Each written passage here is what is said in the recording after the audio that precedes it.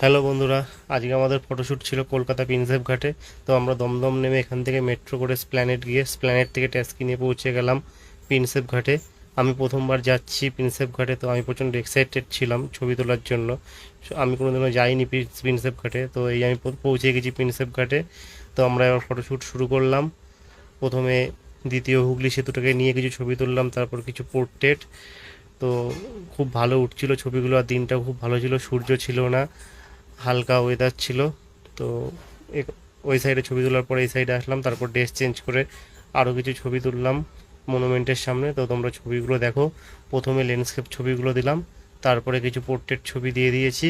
ছবিগুলো দেখে তোমরা জানিও তোমাদের কেমন লাগলো। প্রথম যেগুলো আছে এগুলো 28 mm দিয়ে তোলা, আর তারপরে যেগুলো রয়েছে পোর্ট্রেট সেগুলো রয়েছে 85 mm দিয়ে তোলা। তো ছবিগুলো তোমাদের কেমন লাগলো জানিও। ওকে, টাটা, গুড নাইট, সবাই ভালো।